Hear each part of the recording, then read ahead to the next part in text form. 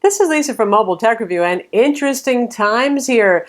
Microsoft Surface Pro 4 and Surface Book aren't the only game in town. In fact, this is the Vaio Z Canvas, and it actually came out first in Japan, back in May or so 4 or 6 months ago, and now it's just available in the United States, and it kind of is some of the things I hope Surface Book would be. That's if you're a power user and you're looking for a really powerful tablet. This is the heart and soul of what was once the Sony Vaio, where they miniaturized everything yet it made it as powerful as possible, seeming to defy what technology was possible of. And of course those products were always expensive because that kind of engineering comes at a price. So this is not cheap. You're looking between $2,000 for the base model, which is pretty well configured, and $3,000 for the top of the line model. So it certainly competes with Surface Book in terms of pricing if you're talking about the one with the dedicated GPU and a decent, CPU inside, that sort of thing.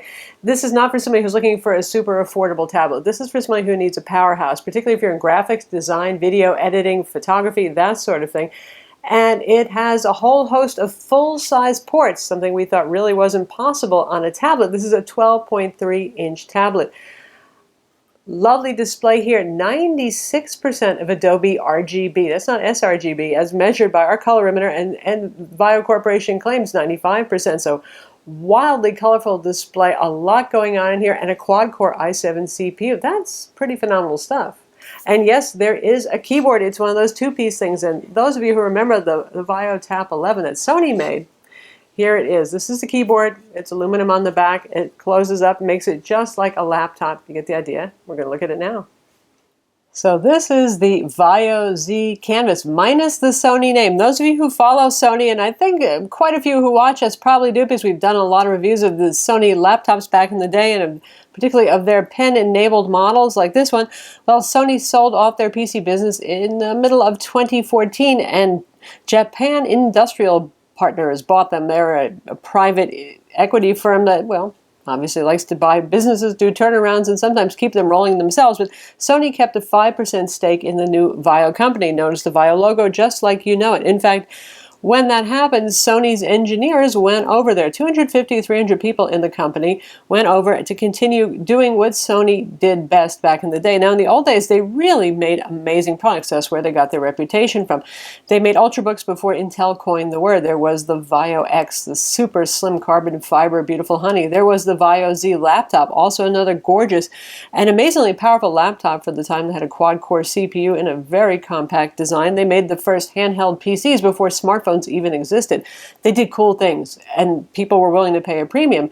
And then they kind of got stuck in that rat race where, quarterly earnings and investors counted more than anything else, and they turned out run-of-the-mill PCs that were more affordable and really lost differentiation in the market. They did a few cool things, certainly like the Vaio Duo was a lovely machine, and the Flip that they made just before they sold off the business was something that was really catching on.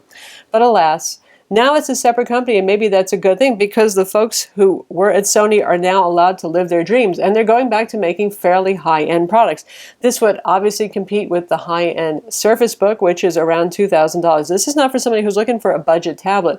This isn't for somebody who just needs to do everyday, light schoolwork. You're using Word, Excel, surfing the web. You don't need a whole lot of horsepower. This is for folks who are doing more work with the Pro apps, which means a lot of Adobe Photoshop, Lightroom.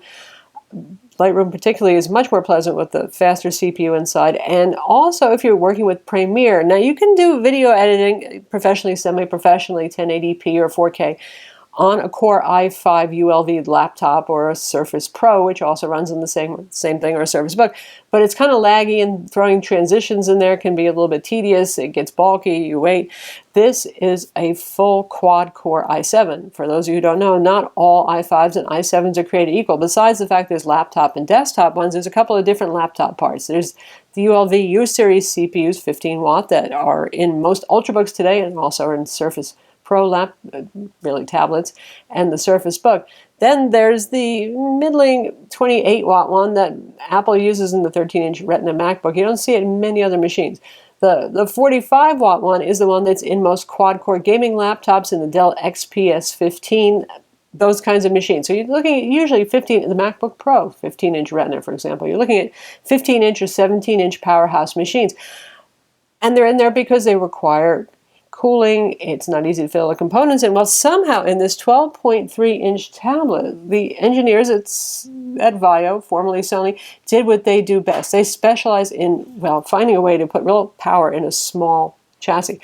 Right here you can see, first off, we have two full-size USB 3.0 ports, a full-size SD card slot, mini HDMI, or mini DisplayPort rather, full-size HDMI, and Gigabit Ethernet. Oh my God, in a 2.67-pound tablet. There's a quad-core 2.2 gigahertz Core i7-4770HQ. Again, that's the same thing that I have in my MSI Dominator GT72 gaming laptop. So that's kind of crazy that they can fit it inside of something like this and keep it fairly cool and quiet. That kind of technology is going to cost you some money. That is a Haswell generation CPU. As I said, this came out in Japan around 4 to 6 months ago. They haven't moved up to Skylake just yet. It would be really neat to see them do that because Skylake doesn't offer a whole lot of performance improvements, but it does reduce heat and power consumption even more, which is, of course, obviously something good in this design. This is an aluminum unibody carved from a single piece of aluminum design, and inside it's a fascinating product because there's actually 3 fans. Now, most gaming laptops have 2 fans, one for the dedicated graphics processor, one for the CPU. This has Intel Iris Pro, this GT3 5200, for those of you who follow those part numbers. So that's the highest end of Intel integrated. Not bad, not a dedicated GPU. I guess we can still only go just so far, but still 3 fans is crazy. And we're going to slice in a slide so you can see what it looks like on the inside and what the casing looks like by itself. And you'll see those 3 fans.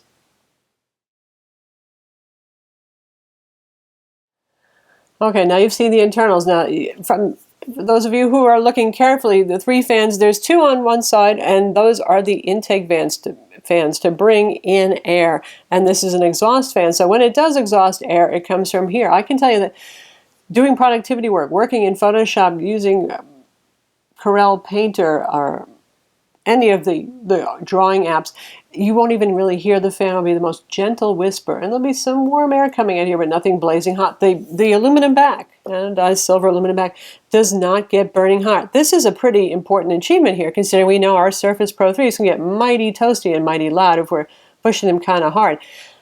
This has enough horsepower to actually play some games, even though I don't think that's its intended purpose, but we'll show you a little gameplay a bit later where we play Tomb Raider, and you'll hear the fan, but not really loud at all, and it doesn't get burning hot. And the CPU cores don't really go above 64 degrees Celsius, which is well below the thermal ceiling on that, so impressive. Air intake over here as well, as you can see. So who is this for? This is for you graphics professionals. This is for people who are using Adobe Premiere a lot, who are spending their days working in Photoshop, and you're working with large RAW files. Maybe you have one of those lovely new high megapixel digital SLRs you're working with. It's for artists who are using Mango Studio and anything that's out there, Corel Painter, and you need to have Photoshop open at the same time. You're referring back and forth, you're copying layers, whatever. This isn't going to skip a beat.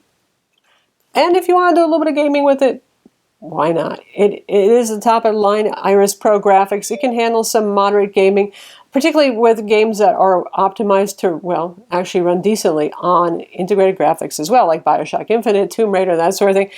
I'm not so sure I would want to play Dragon Age Inquisition on this, or Witcher 3. That's not really its purpose in life. But after all, it is still a tablet. Windows 10 it's running, Windows 10 Professional. And you can see here, it's not the super thinnest, but that's what gives us the ability to have the full-size ports here. It also depends. Do you want something that's really thin and light? I mean, like, the Surface Pro is about 1.6 pounds if you're talking about the tablet section only. This is a pound heavier, and it's going to be thicker. Again, it depends on your needs. The stand on this is brilliant, really. You just know that they got to go to town with this. So it's a pull-down design. There's a little rubber over here. There's also some rubber feet in case you're laying it flat on a table. And you pull it out, there's some resistance, and then you can see it's kind of resistance balanced spring loaded. So with a lot of tablets, and even the Surface Pro 3 and Surface Pro 4, with their pull-out kind of apron style thing, Those are actually better for putting across your legs, obviously, because your legs would be over here. This falls in the middle between your legs. So I use it like a handle and hold it sometimes, but it's not great. But with those, they're not the firmest. So this has a kind of resistance kickstand where it's pretty difficult. If you do this with your hand, like when you're closing, it takes a lot of force. But if you want to tilt it just a little bit like that, it goes and it stays.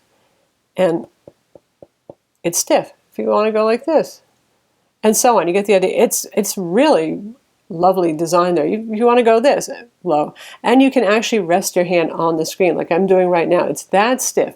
Yet if you pick it up, it'll return and open back up to that position. So nicely done there. Still not the greatest solution for putting it on your legs though.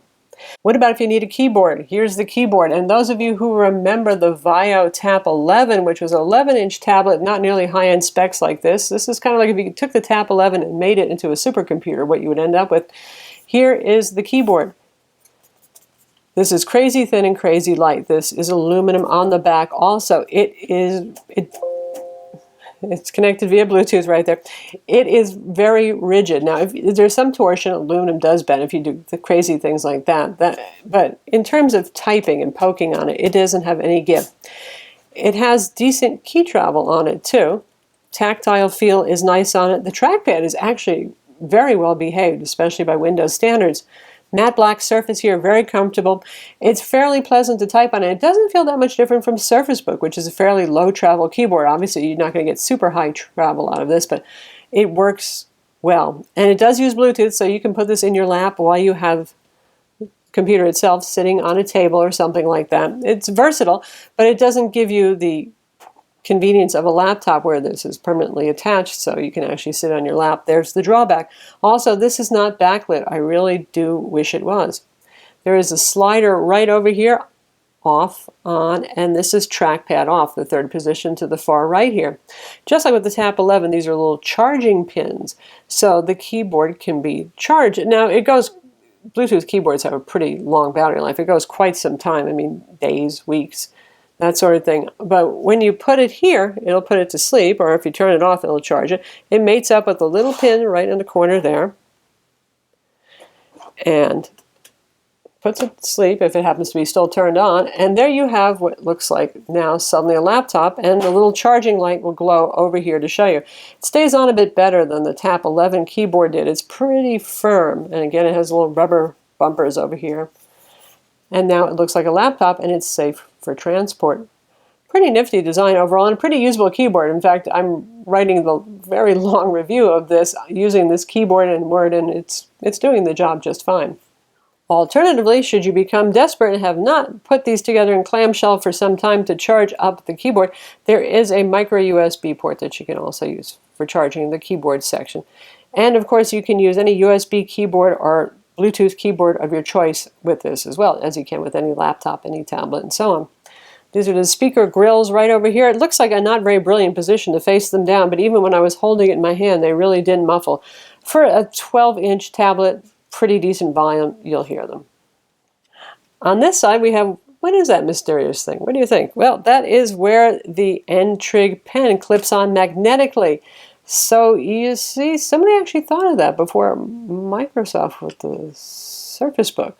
Isn't that cool? This is still a DuoSense 2 pen. We'll talk about that, but an updated digitizer, just like Surface Pro 4 and Surface Book get, with 1024 levels of pressure sensitivity instead of 256. Now, this is magnetic, so you can knock it off. In case that bothers you, a la Sony and their little clip-on devices, you can also use those holes to put on this clip-on pen holder, and believe me, that pen's going to be held on pretty darn tight if you clip this on here and use that pen holder instead. You have external volume controls right over there. That's your power button.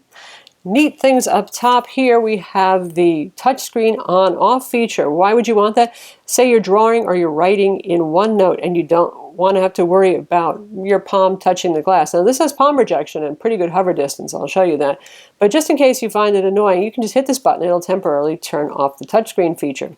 This one over here brings up the Vaio Control Center, and I'll show you that as well, along with some quickie keyboard commands. And obviously, this is all our intake and outgoing ventilation right there. So how about the display? Vaio's real proud of the display, and they should be, honestly. This is an IPS display, and it is the 3:2 aspect ratio, not unlike Surface, which means it's not so annoying to use in up and down or portrait mode. It is a 2560 by 1704 pixel display, a nice round number there, not so much.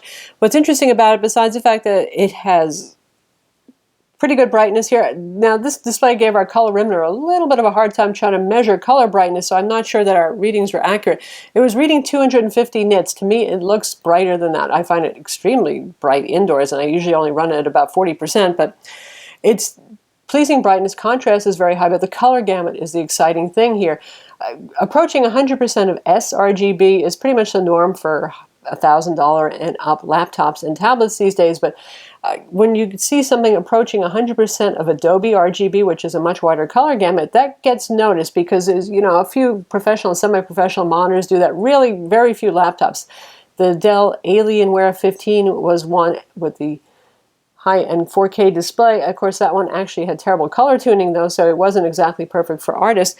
This one, Vaio claims 95% of Adobe Rgb. We measured it 96%. That means the ultimate in color saturation. For graphics and video professionals, that's really important, particularly if you're working for print. If you're working for web, where the world lives on the lower or narrower gamut, sRGB, less important. If you're doing print, printers typically print the full Adobe Rgb spectrum, so you care about that sort of stuff. So you get beautiful colors here in saturation. This is a photo I actually took myself, and this is one of the few times I actually get to see it looking this vivid. And as a comparison, we have the Toshiba Portage WT20 Port Toshiba. We're going to pick on it a little bit here. It's a 12.5 inch, and it has much less impressive color gamut, and I think you can see the difference. You'll even see the camera picking up some pixel movement and moire in it, but the color difference is striking there. So if you're wondering what the difference would be looking at the same picture and you don't have two sorts of things like this available, there you go. So our benchmark numbers, I would expect this to be, well, like your average quad-core i7 laptop, perhaps like the Dell XPS 15, not the new Infinity display revision that they just announced, but the one that's been around for the last 2 years or so, minus the graphics. But then again, the Intel Iris Pro 5200 is just under the NVIDIA 940M. It's about 15% slower than the 650 and 750M that were what you got in your XPS 15. Likewise, this would be pretty much the same stuff you get in the 15-inch Retina MacBook Pro base model that works with integrated graphics and the quad-core i7. Our machine has 8 gigs of RAM. The base model is 8 gigs of RAM and a 256 gig SATA interface SSD. It's using SATA. It is a M2 slot. Now, if you go for the middle configuration, which is $25.99, then you can go up to 16 gigs of RAM and you get a 512 gig SSD, and that is PCIe for even faster storage speed. And then there's one that actually goes even higher, 1 terabyte, if you really want to go to town and you got the money, over $3,000 there and 16 gigs of RAM. Anyway, our base model right here with 8 gigs of RAM, that 256 gig SSD on PC Mark 8 Home Accelerated, it scored 3212. That's quite a good score. Now for graphics tests, since this is Iris Pro, we ran through the graphics tests on this. 3D Mark CloudGate 9659. 3D Mark Ice Storm Unlimited 78,925. 3D Mark 11 under the performance level test 2,233. Pretty respectable, actually. Cinebench R15, the OpenGL test, 46.1. So that's not real far from the 15-inch Retina MacBook Pro with integrated graphics, the base model. W Prime, it computed pi in 8 seconds, which is about twice as fast as a Core i5 U-Series CPU. So pretty darn good performance out of this tablet. And here's our Crystal DiskMark score that tests the SSD drive here. And again, this is with the one that has the SATA interface, not the faster PCIe, and those are very fast numbers. This is a Samsung SSD in here. Now, as you saw from that internal picture that we showed you, this does have what looks like 2 M2 slots for those SSD drives, and the RAM should be soldered on this. I wouldn't call this terribly upgradable. I really wouldn't be dying to take this apart. So much like the Surface Pro 3 and Surface Pro 4, it's not an easy machine to take apart for upgrades. So I say go with what you need to start with. Of course, with this you have two full-size USB 3.0 ports. You can use external hard drives if you need additional storage. Say you're using this for Lightroom and your photo editing needs, I would probably use a fast external drive for my library if possible. So how about the pen, right? You probably wouldn't be watching this if you weren't interested in the pen. This looks just like the same pen you got with the Vaio Duo 13, also optionally with the Vaio Flip. Still a DuoSense 2 pen. It has 2 buttons on the side and the usual nice, kind of a little bit rougher feeling tip. Now the Digitizer is what's been updated, just like the Digitizer in Surface Pro 4 and Surface Book. This one now supports 1024 levels of pressure sensitivity. And this is hard to see on the video, but the hover distance is greatly increased. Why do you want the hover distance to be pretty long? Still not as long as Wacom, but it's decently long, so it helps with palm rejection. Once it senses the pen tip, it'll ignore your hand on the glass. So right now my hand is on the glass and I'm writing, and I'm not getting any vectoring or anything weird going on over here. So we like the hover distance to be decently long, but not crazy long. I've seen some Wacom units that have it out to here, like it seems like 1.5 inches away, and that's just a little bit too crazy. This is just right. Now in terms of being able to keep up CPU-wise, it can certainly keep up. I know some of you are concerned about diagonal line jitter, and I don't have the steadiest hand, and I am not a slow drawer or writer, but it's a fairly decent line. Let's see if I can do any better going up and down. It really isn't a case of diagonal jitter so much as my hand is not that steady. I would have to actually use a ruler to try to be any steadier going that slow. It's pretty good diagonally. It feels very nice and very silky. Pen tip has gotten a little quieter too. It keeps up with circles. The latency on this is excellent. It's a pleasure to use. It's definitely an improvement, just as we noticed with the Microsoft products. As to which is better, you have to wait till we get those in-house so we can really put them to the test, but it works. By the way, this supports both the Windows Ink API and WinTab. So I have the WinTab drivers in a little folder over here. You can just download the ones for Surface Pro 3. They'll work just fine. Since Microsoft bought N-Trig, the N-Trig website's kind of like, it has nothing useful on it anymore, so you have to go grab the ones for Surface Pro 3. Why is that important? Because Corel Painter in theory supports Windows Ink API, but in fact they've never done a real good job, so I like to still use WinTab. So here we are in Preferences, and you can see that I'm using the Wacom, excuse me, and I've left multi-touch on as well. I like this a little bit better in this program versus Windows Ink API. It's just that they don't do such a good job supporting it. And I have adjusted my pressure curves the way I like them. I'll open up an underpainting that I was doing. And in terms of, okay, let's switch to something more appropriate in terms of a tool here. And I'll go with a soft charcoal pencil. Pretty narrow, and I want my color to be something like that. And I'm going to rest my hand on the glass. And it works just fine. Now, I never would really want to draw a line that heavily, so, and I did get a little bit of hand vectoring still over here. Make it a little bit thinner. And we've got thin lines, we've got heavy lines. If I press hard, that's a pretty thin line, so it gets to be hard to see. But honestly, it works quite well here. I'd still say you got to use the Wacom drivers if you're a Corel Painter person, but other than that, it does the job just fine. And lastly, we're in Clip Studio Paint. Now, I am no anime or manga style artist here, so I'm just noodling and sketching.